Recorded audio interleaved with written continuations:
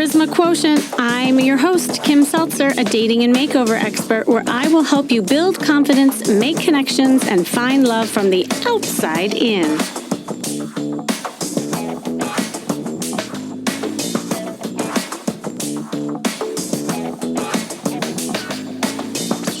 If you've had a few relationships in your life, you look back at the type of people you were with. Do you have a pattern of attracting certain partners that were not good for you? Toxic partners are people who tend to be a little, well, let's just say unstable, who act in ways that bring you down or criticize you, or they might even abuse you emotionally, physically, and sexually. Or they may just not feel like yourself when you're with them. Their behaviors tend to be driven by unmet needs. And this is just me as a therapist talking, which often goes back to neglectful, unloving, critical, abusive experiences in their childhood. And then fast forward to when they start dating, they try to cover up these insecurities they've developed over time from that upbringing. And it manifests itself in many different ways, which we're going to definitely talk about today. And when you're dating or in a relationship with them, no matter how loving, how supportive, how giving you are, you find it really hard to feel content and safe, and are often left feeling frustrated, hurt, beaten down, angry, confused, all those things that happen. It's like an emotional roller coaster when you're with these people. And overall, it can make you want to avoid dating altogether. And this is often the case when I just start working with people. I just recently was working with this woman, and it was funny because when we first had our coaching session together, she said to me, Kim, every man that I've encountered is broken. Are all men broken? Are they all non-committal? In which case I responded, I believe that every man you have attracted and you are attracting is in fact broken, is non-committal. And she laughed. And as we were uncovering her journey and her history, she disclosed that she grew up in a family where love was expressed through achievement, and that it was more important to show how competent she was through all of her various successes, her studies, her activities, and how, successful she was. And then, only then would she be praised. I mean, that's how her family basically showed her love. And they did not talk about their feelings. They did not display, kind of showing how affectionate they were through their body language and hugging and I love you. They just weren't there. And fast forward, she would find herself attracting men, guess what, who would find her amazing in the beginning.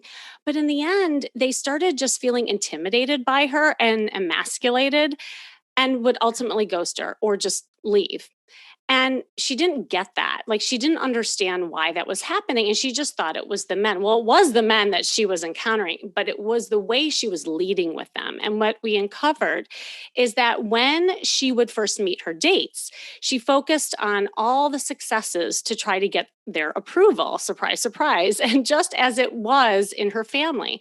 And now the men who were a little lost, kind of loved her because she seemed really put together in the beginning. But the more alpha confident ones, which she really wanted, was not attracted to her. So we worked on how she could be more in a receiving mode. This was a really foreign concept for her, and have more feminine energy versus a masculine energy that she just kept initiating over and over again with these guys. And after teaching her some ninja flirting techniques, as you know, I often do with my people, my ladies, I reminded her to wear sexier clothes when she went on the dates, express her feelings, and be more in her play and body. And she started attracting the kind of men that she was looking for.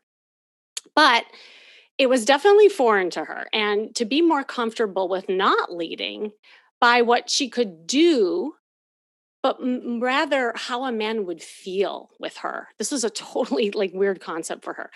And that she was enough. She didn't have to prove to these guys who she was. It was just that they would like her for her. And it was a huge blind spot. And once she corrected her behavior, she started creating a different result. So if you feel like you just end up with these type of people and you don't know why, is that that question constantly in your mind. And what can you do to break this cycle? Well, I'm bringing on a very wise man who I discovered, and he's going to help me actually hone in on detecting certain types of men and why, as women, you may be attracting them. So, whether you are a man or a woman listening to this, you're going to find this episode super powerful because both genders have a responsibility in who we attract and the relationships we find ourselves in. And it's what we do about it and how we own up to it is what really matters. So this guy that I'm bringing on, and I want to share, like, I don't know him that well, but I met him on this new social app called Clubhouse and heard him giving advice to singles. And I loved him from the minute he said hello because he just like spoke my language. And then I came to learn that he, of course, has an awesome podcast of his own called The Roommates. It's the number one source of entertainingly educational enlightenment.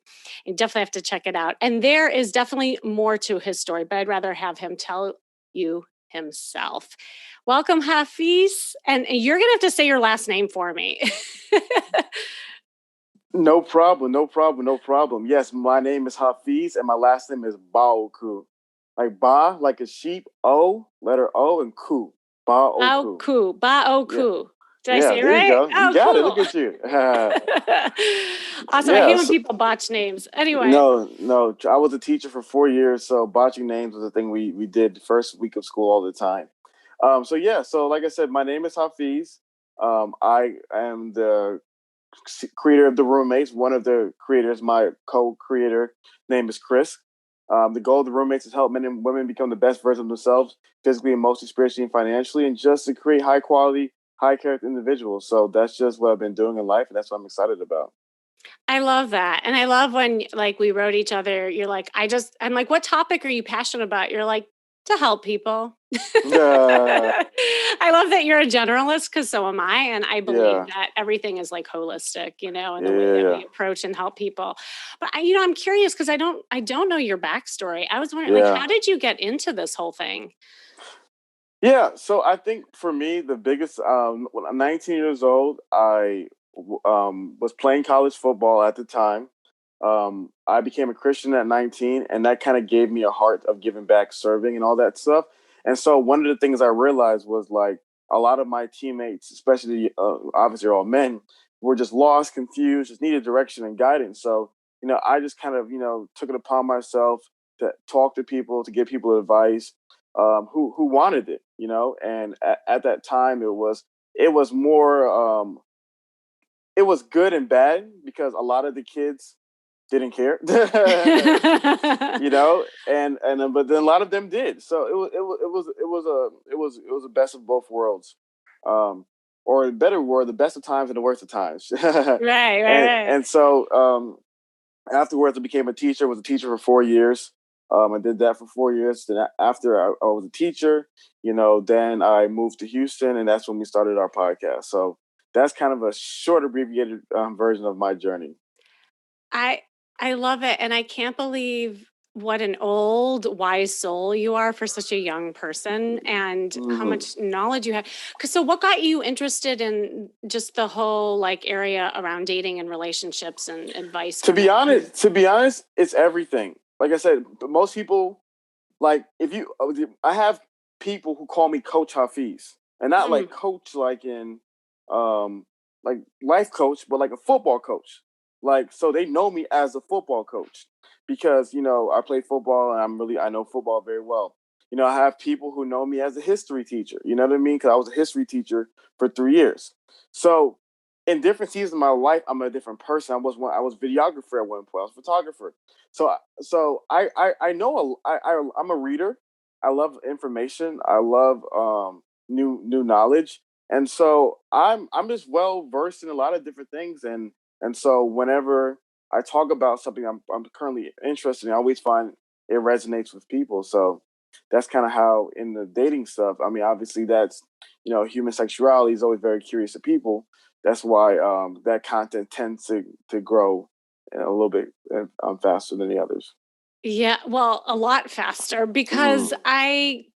I'm just amazed at how much and has this like, is it something that you've always had, like since you were young? Just like, I don't know. It's like you have Yeah. this feeling about things.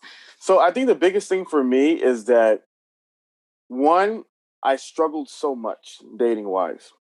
So Ah. I always say the best players are usually the worst coaches. Like, so, and the reason why, like a guy like Michael Jordan would be a terrible basketball coach because he's just too good at it. He's different. A guy like Matthew Johnson, he's just a naturally 6'9". He's just amazing. So a lot of times the best coaches are guys like Eric Spoelstra, who don't know anything. Coach for Miami Heat, in case anybody doesn't know, who he didn't play basketball. He literally just learned it from the ground up, and by learning every single nook and cranny of the game, he became well equipped at teaching the basic principles and fundamentals. So for me, having so many issues and being so curious since I was a very young individual, it's led me to have to apply everything. I feel like a lot of people, they're either practitioners or they're educators, but the best Yeah. people are both. So I think that duality has helped me a lot. And then, like I said, my curiosity of reading. I read a lot. I was talking to my girlfriend, and she said, "I don't think people understand why you're so good at what you do." And I said, "Why do you say that?" And she said, "Because you enjoy what you do." And Mm. everybody says that. Everybody loves their job. Everybody says they love their job. What she meant by that is, on my free time, I'm reading articles. That's fun for me. Like, on my free time, I'll watch a TED Talk. It's fun. Like, I don't like if you ask me Netflix, amusement park, vacation, surveys and articles, I'm gonna read surveys and articles. And so that's what kind of person I am, and I think that authentic curiosity just makes me just very knowledgeable about all these different subject matters. Yeah. And by the way, it's such a good skill and mindset to have when it comes to dating. Because I find like when I'm working with people and they're not enjoying dating, then guess what? Like dating's gonna suck. Like Mm-hmm. you have to have fun with it. And I love what you said about, like I feel, and this is just my throwing myself under the bus as I always do, is that adversity are gifts in disguise. You just don't see it at the time until you're through it. And then you look back and you're like, oh yeah, that's the gift. That's what I can teach and be passionate about. Mm-hmm. Cuz like my story, kind of like yours, like I was a trained therapist before I got into all these like relationship stuff and I was this young therapist right out of grad school, and I thought I was the bomb. Like I thought I was the best therapist ever. And, and I'm sure I helped a lot of people, but it wasn't until I went through my own shit, so to speak. And I Mm-hmm. went through my divorce and I was like, I didn't know anything. Like, what was Mm-hmm. I telling these people? And Yeah, yeah, this is when it all kind of synthesized together. So I yeah, so like relate to what you're saying. yeah, definitely. Yeah. So, okay. So you have a girlfriend. I heard you slip. Yeah. No, I didn't slip. I said it Oh, yeah, that was intentionally. Yeah, yeah, yeah, good. yeah, yeah, yeah, yeah. Had you dated a lot before? Yeah, yeah, Oh, definitely. okay. Okay. Yeah, definitely. A ton. Yeah. Okay. Because I Yeah, wondered, well, you had, and this is what I wanted to talk about today. You had on one of your episodes where you review the 6 type of men to kind of look for, avoid. And I love this topic because I don't know if you know this, but I have 5 archetypes for women that I do. And I have a quiz that women take because I believe there's also types of women. And yeah. I thought it'd be kind of fun to go through that. And whether you're a man or woman, listen to this. I really think it's valuable because often, and this is one of the biggest things that people say to me, they don't understand why they keep attracting the same person over and over again. They Hmm. think it's just like dumb luck kind of Yeah. thing. So if you're up for it, I'd love to review those types, and then Cool. No I can problem. kind of come at it from a woman's standpoint on why these women are attracting them, and also maybe what they can do about it. Cool. Okay. So, is there an order that you want to go in? I mean, I wrote them No, down. Okay. no problem. Yeah. Okay. Okay. So, I heard I like okay, Mama's Boy was one of Yeah. them. So Yeah. tell me about the Mama's Boy. Yeah. So Man, the mama's boy is an interesting dynamic because the mama's boy he's a really good guy. You know, he's a Yeah. really good guy. He loves his mom, he respects his mom, he cherishes his mom. He's a really sweet guy. But what happens is two things happen to the mama's boy. The first thing is because he's so sweet, he loses that masculine, sexy edge to him. You know, a lot of times what moms do is they, especially if his dad was more of alpha kind of guy, and he burned the mom in any shape or capacity, what ends up happening is that the mom wants the son to be everything, to be the opposite of his father. You know, so his father was a lion. She now wants her son to be a lamb, and what she doesn't realize is by creating him into this lamb-like sweetie pie, says everything nice, he loses that sexual edge that drew you to his father to begin with. And so they end up limiting these guys. And then on the flip side, with the mama's boys, is that then they also become very submissive to women.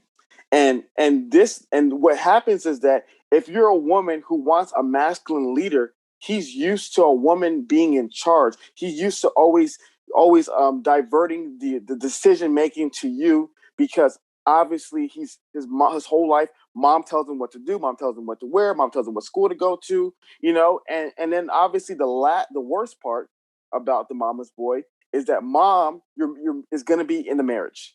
If you don't believe in Oh, polyamory, yes. I'm sorry, you're in an open relationship. It's you, him, and his mother, and so he's the kind of guy who doesn't have the ability to say no.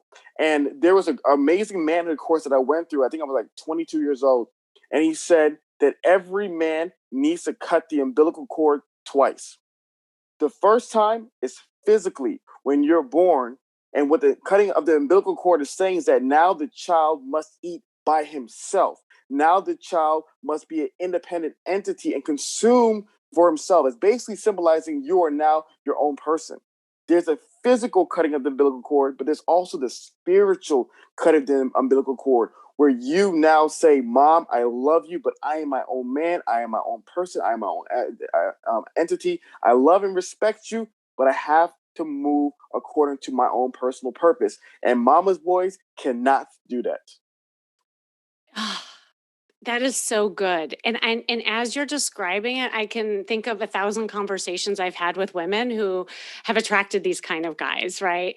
And the thing that ends up happening is that I find that the woman who's had the bad boy before, and we're going to go over the bad boy in a second, end up with the good old boy and the mama's boy, afterwards, because they think that, okay, well, this is what it's supposed to be like. And he's so nice, and he can do all these things. But then in the end, as I'm working with these women, they get so annoyed, like they just want the man to step up, and it drives them crazy. And so on the flip side, what I see in the women, if you're listening to this, I see a lot of strong women, single moms, like attract these kind of guys. Would you say that that's the case that you see? 100%. And one of the things, even to that point, is that they have to understand that when it comes to the mama's boy, the big thing is that mama's boys look for moms. That's the big thing. They look for moms. Their mom was such a pivotal part of their life. He's not getting rid of her, but the next woman is going to be her. There was an amazing TV show. It was the Indian Matchmaker that was on Netflix a couple of months ago. I'm not sure if you've ever seen it, but it's still on Netflix. It's a great show, Oh and yeah. what you see at the very end is a typical mama's boy, in which his wife has to be his new mother. And so to that point, I try to let women know that, especially these type A go getter women who are living in the masculine energy, especially like I said, single mothers, women are used to taking care of. Mama's boys love it because they want mommy. They want somebody to tell them what to do. They want somebody to wake up in the morning. They want somebody to cut off the crust off their sandwiches. They want a new mommy, and you are that perfect fit for them. And then the mom just feels so good doing that too in the beginning because it's so familiar, right? And as It's a woman, that's where her confidence lives. So it's going to be like magnets, in the beginning, but in the end, it's awful. Yes, yes, and even to what you said, a lot of women don't understand, especially the ones like you said, the ones who dated the bad boy. It's such a breath of fresh air because it's so sweet and it's so kind. But like you said, the problem is that when like a woman wants to be a man's lover, not his mother. And initially, it's cool. Ooh. You know what I mean? It's cool to take care of him. But when you feel like, oh, like it's sweet, he needs me. And other people you find who love mama's boys are women because a bad boy doesn't need you. He ain't gonna call you. He ain't gonna text you back. He doesn't need your company. He has 5 other girls in his rotation as well. He doesn't need you. So a lot of times when girls are used to dating the bad boy, they love the mama's boy because the mama's boy needs them, and that she knows that you're not gonna go anywhere because you're so dependent upon me.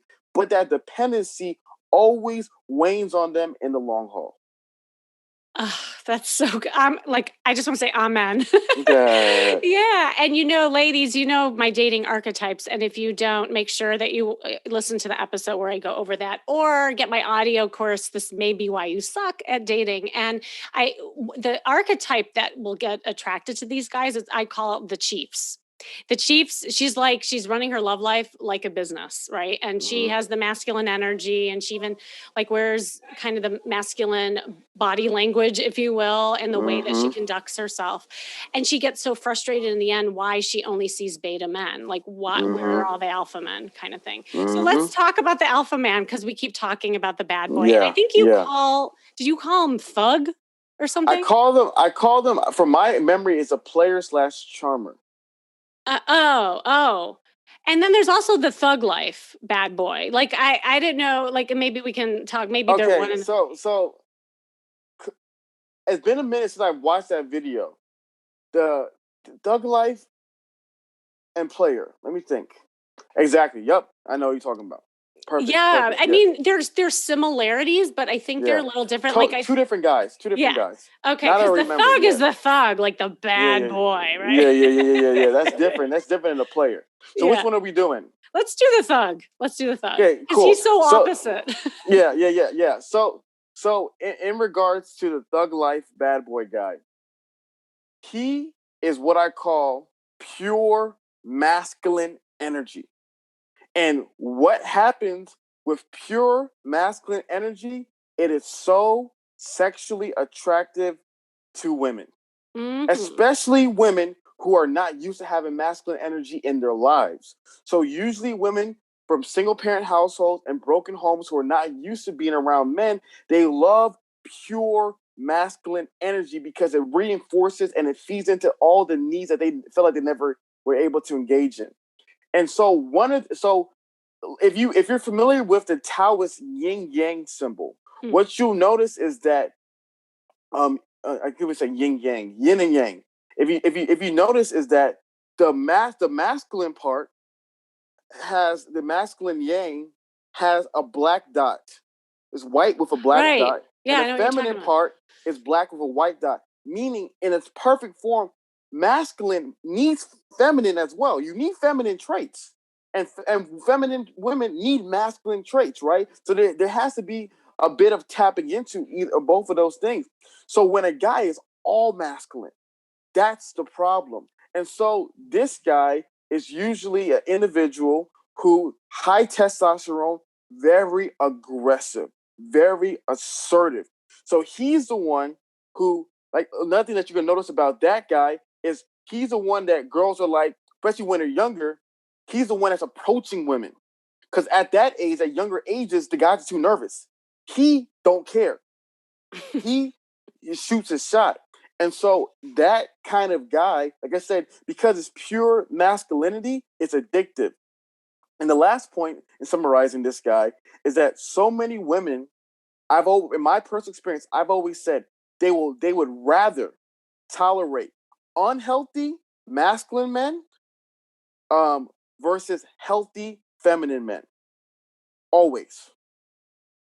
Interesting. And I actually see two types of women being attracted to this guy. And you tell me what you think. One is what you just said, like women who are craving that masculine energy because they didn't have it. So, Hmm. yeah, like some sort of absent father figure, perhaps. And also a little more like passive women, I would think might get Oh, attracted to that. let me tell you a quick story. Passive women. So you gotta when you understand masculine and feminine. Masculine summarized as initiation. Feminine summarizes receptivity. Right. Receptivity. Yep. So there's health and there's unhealth. So the unhealthy masculine guy is controlling, is domineering, is abusive. You know what I Mhm. mean? Those are the things that you're gonna see because he's too extreme on the initiation side, right? Yeah. And then the feminine one, then there's another extreme of the hyper feminine, unhealthy feminine form where she is a pushover, Yep. where she is extremely indecisive, and so that person is so drawn to the masculine because he gives demands. And she loves demands because she doesn't know what to do in her life. And so what I was talking to, I was coaching this one lady, and it's so sad because a lot of these girls will say, okay, I was dating a controlling man. And I'm not denying he's controlling, but they also tell me I love a man to tell me what to do. There's a balance. Obviously, there's a balance. But a lot of women, like who are extremely passive, that they yearn for that extremely masculine guy because he's such a sense of direction because he's the opposite of what she is. Yeah. So if the feminine is the crazy painting that's just everywhere, the masculine is a canvas that establishes order to the feminine chaos. And so when you understand that concept, you're 100% right. Girls like that, they're always drawn to the extremely masculine man because he's a compliment to who they are. But like you said, because she's unhealthy feminine, she's gonna meet the unhealthy masculine.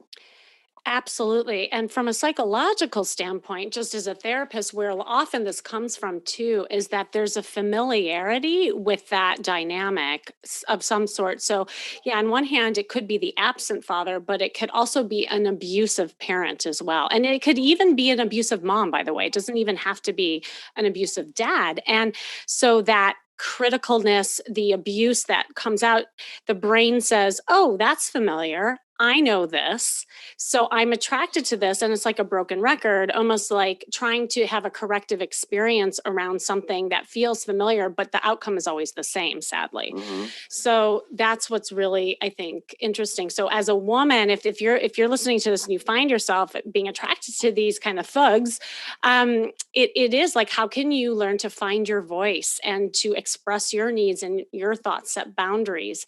And as you get stronger within, you won't even be attracted to those guys, quite honestly. So, yeah, I love that one because that was like the polar opposite almost of the Mm-hmm. mama's boy, right? Yeah, yeah, Okay, yeah, so now we got the failure to launch, dude. I love this yeah, one. Oh my God, I've met so many of them. Tell me about him. yeah. So the failure to launch guy, that is quite an interesting man. And so the failure to launch guy, know what's also true about this guy? Sometimes he's the really attractive guy. And Yeah. what happens with the failure to launch guy is that because his whole life he's had things given to him because he's so attractive, because maybe he was always getting female attention. He lacks that drive, that motivation, that ambition, all those things to actually go for these things himself, actually build stuff up himself. That's the guy that you see him. He finds a girlfriend. He probably sitting on her couch in his early 20s. He's that drummer trying to make it in this band. Oh my A God. lot of those guys, the women like them because they're also a project and they have so much, keyword here, potential. And so they see the potential in this guy, but he's never getting it together. He's always hustling in between jobs, this and that and that. So yes, the failure to launch guy is another one that whew. Oh gosh, I think I've dated so many of those. And sadly, I'm the one that gets attracted to those because I think as women, the ones who get attracted to those are helpers, are Mhm. healers, are the ones who feel like there's so much potential. If he just can Mhm. do this and I can help him get there, you know? Mhm. And Mhm. so, yeah, tons of musicians Yes. have Yes. been this. Yes, yes. Mhm. And they get just to that point too, where you think they're gonna make it. And Mhm. it's like, oh, next week or next month. And it just Mhm. never happens. It's like the play waiting for Godot. Like Godot just never comes. Yeah. Yeah. Yeah. Yeah. Yeah. Oh God. Okay. So that was a good one. Then we have okay, well, and we have to distinguish this from the thug, but the player and charmer. And I would say this is probably, I don't know, I hear this more so than not with a lot of the women that I work with end up getting attracted to these guys. Okay. So the player and the charmer, the re, by definition, he's charming. He's attractive. That's why women are attracted to him. He's attractive, and he uses it for his advantage. He's also the really attractive guy who's used to getting girls all the time. So, in the words of Uncle Ben, with great power comes great responsibility. And so, because these guys have a lot of power, they unfortunately don't learn the responsibilities of what it means to have this much attention, to have, this many women around them. So they use their powers for their advantage. They use their powers to get what they want. They use their, you know what I mean? And so these Yeah. guys, what girls don't understand, a lot of the athletes, movie star type guys, is that these guys struggle with settling down for a myriad of things. Paradox of choice is one of them. But another thing is that they just find no incentive of settling down because they get so many girls who do everything for them relationship wise without commitment. And like I said, they Mm. have all these natural skills for attracting women. It's just these natural charisma. What was the guy's name that Zach Efron? They did a movie on him. It wasn't Jeffrey Dahmer, was it? It was Oh, the killer guy. yeah, the killer. I did. It was Jeffrey Dahmer, wasn't It it? was Jeffrey Dahmer. I think so. Because Yeah, I'm remembering that too. So I don't know, but I know what you're talking about. Yeah, yeah. So fascinating. Yeah. Jeffrey Dahmer is another one of those guys. So he's another individual, so charming. Hmm. And so he's just able to smile and say the right thing. And so yeah, that guy, those guys are like good things can happen, but the wrong guy, very dangerous. Yeah. And so I call those guys intermittent reinforcers too, because they give you just enough to keep you I'm so going. sorry. It's Ted Bundy. It's Ted Bundy, not Oh, it's Jeffrey Ted Dahmer. Bundy. You're right. Yes, Ted Bundy. It's all the same. I mean, Yeah, yeah, they're all the yeah. charmers. And yeah, so these guys just keep you on the string and they plop down the crumbs, but they never give Mm-hmm. you the cake. But the crumbs are Mm-hmm. so delicious for these women who are needing it, craving it, wanting it. And on a psychological terms, let's just say that these player charmers that you're talking about fall in the spectrum of what we would say axis 2 personality disorders. So we see a lot of sociopathic, narcissistic type of personalities come through. Mm-hmm. And, the women who get attracted to that, actually, I see some different prototypes. I mean, one could be on my archetype, the narcissistic magnet, as I call them, because they are always there. And these women actually can be very put together and they're, again, very nice, very functional, but they may not express their needs, and that they're so good at getting caught up in the charm. Like they love it because it's something that raises their sexual tension for them, because they they don't express themselves. So when they see the charmer, they it's like a chemistry for them. It's like a Yeah. drug. It's like a spell that they get Mm-hmm. cast on them. So I see often that. And then also really passive women, shy people, I see get caught up in that whole thing Yeah. too. Like, isn't he great? And I was coaching this woman once, and she oh my God, every guy that she dated was this guy that you're talking about. And I do these wing girl sessions. I mean, before COVID hit, where I go out with women and I teach them how to flirt and all that kind of stuff. And so who sits down but a total player charmer? Like, I smelled him from a mile Yeah, away. yeah, yeah, yeah, And he yeah. sits down and he's well dressed and he's charismatic and he's so cool. And she looks at me and she's like, oh my God, he's so cute. I'm like, oh, here we go.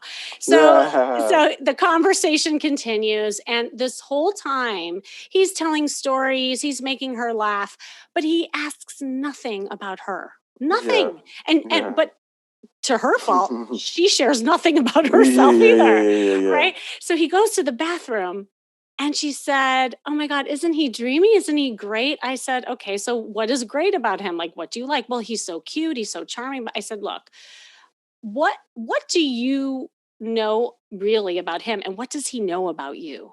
She Mm-hmm. just kind of paused. She's like, oh, well, he didn't ask. I said, but you're not sharing. I said, I tell you Yeah. what, when he comes back, I want you to talk about your day. I want you to tell a story. Yeah. The minute she did, he was nowhere. Like he's looking around the room. He wasn't even Yeah. listening to her. Like, Yeah. Yeah. yeah, those guys are smooth, but Mm-hmm. dangerous. Yes. Yes. Yes. Okay, so moving on, we have two more. Oh, okay, good old boy, the good old Yeah. boy. Yeah. Very, very, very similar to the mama's boy in a sense. But Yeah. the good guy, he is a good guy. You know, he's a genuinely good guy who tries to do the right thing. He also struggles a lot with sexual tension. He gets friend zoned a lot. She friend zoned a lot. Oh, You that's know, the because distinction. Mhm. that and one of the things girls will always say about him is they'll be like, "Oh, he was just so great, but wasn't attracted to him like that." He hears that a lot. Not attracted to him like that. And like I said, the good old boy is also a good uh, rebound to the player type because he's safe. He's a safe guy. Mm. He's a guy that a lot of women, when they get older and they want to settle down, they marry guys like him. They know he's gonna be dependable. They know he's gonna be trustworthy. They know he's gonna be reliable. They know that he hopefully won't cheat on them. So they choose him not because of positive things they like about him, but they choose him because they feel like he's safe. Oh, yeah. Well, I call those the nice guys. Yep. He's so nice, but I'm just not attracted to him. But, Yeah. I find that a lot and I work with a lot of nice guys or good old boys, but there's also a lot of covert stuff happening with these nice guys, and they Very hide things, Machiavellian. Very right? Machiavellian. Yeah. Very Machiavellian. Yeah. So one of the things about them is that because they also know how to manipulate. So the kindness sometimes isn't genuine because they're just doing it to get. So a lot of times you will see people date guys like this, and all of a sudden, there'll be domestic violence, there'll be an anger issue because Oh. they're trying. A lot of times their behavior is used as a form of getting people to do stuff for them, and if people don't do what they want, they lash out in frustration and anger. A lot of passive aggression, huh? Like with Yes, that yes, guy. Yeah, yes. yeah.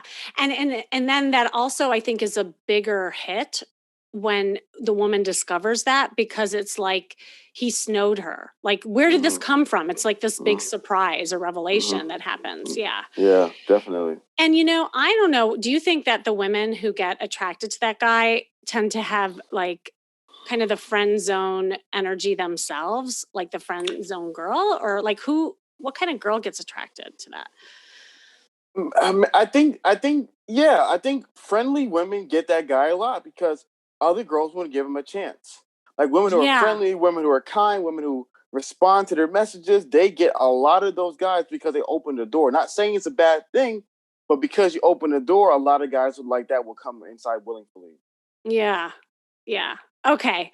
Good. Now, the final one, drum roll, Mm, is the overly ambitious guy.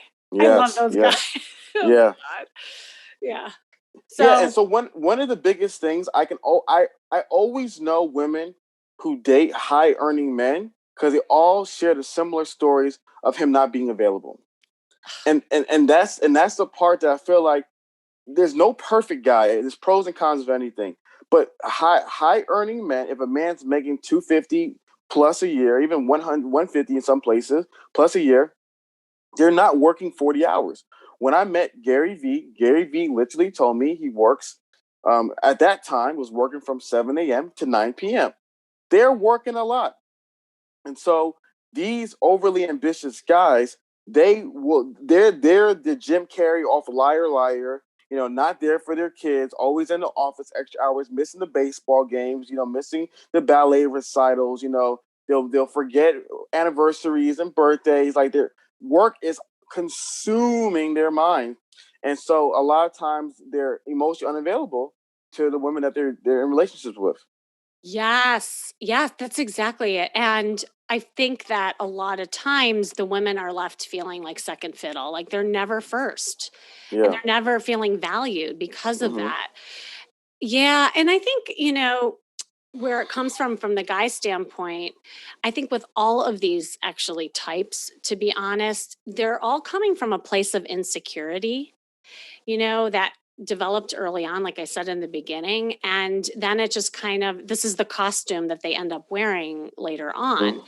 And so, if you're listening to this, this is more of like we've all have traces of all these types and archetypes that we're talking about, but it's really like what it provides for you. Like, how is it benefiting you and what is it costing you by being with these kind of people? And also, how are you showing up yourself to attract that? So Hmm. I love, just kind of dissecting all of this and seeing how like that can also help you in the long run. Of course, of course. Yeah. Well, this has been awesome. And like Mm. I think it's been a really fun way of looking at things. Are there any like parting words of wisdom that you Yeah. would leave with? So for clarification, the six types of guys, we did a six type of woman episode as well, but the idea was nobody's perfect. Yeah. And we're not saying that everyone is a bad person, all guys are bad. We're just saying that everyone has a little bit of a flaw, right? Women want a hardworking guy. A flaw to a guy who's hardworking is he might be too hard. Women want a guy who's sweet and caring. The problem of a guy who's too sweet and caring is he's an overly nice guy. Women want a girl who has a sexual edge, who has a mystery about him, tall, dark, and handsome. The flip side to this guy is that he might have a dark edge. He might be overly aggressive. So it's not saying that there's no healthy men out there. We're just clarifying that there's a spectrum of everybody. Some are more healthy than others, but just letting people know that there's no perfect people. And I just want to make it clear that there are healthy men and women out there for everybody who's listening as well. It's so true. And it's all about balance, and it's more for yourself. Because if you're frustrated with who you're attracting and you're just finding yourself spinning your wheels, then this is how you can take a look at it so that Mm-hmm. you can get more balanced, both in Mm-hmm. your relationships and with yourself. So Exactly. I love it. I love it. Where can everyone find you again? Just to shout Yeah, you out. just go to youtube.com and just type in the roommates. It's youtube.com/the roommates podcast. But just type in the roommates on YouTube. You can be able to check out all of our content. Awesome. Awesome. Well, thank you so much for No coming problem. on. Make sure that you check out his podcast. And thanks for joining me today. This has been the Charisma Quotient. I'm your host, of course, Kimmy Seltzer. And remember, you can build confidence, make connections, and find love from the outside in. And make sure you go to my site, kimmyseltzer.com. And if you keep asking yourself why you're still single and you keep attracting the same people over and over again, there are 3 things you can do right now to empower yourself. First, join my free Facebook group so that you can get motivated and inspired by other women working on their love life. Second, you can grab the exclusive podcast audio course, This May Be Why You Suck at Dating. And this is where I go over all those dating archetypes that we were just talking about. This course is filled with juicy audio only episodes. You can access it right here as you do with my podcast. And finally, empower yourself. Sign up for a free breakthrough session so that I can personally help you be your own detective in seeing what you are doing to attract the people that you don't want or perhaps do. And remember, it starts with you, and working on yourself is working on your dating life. Stay tuned until next week with more tips on how to feel and look fabulous every day.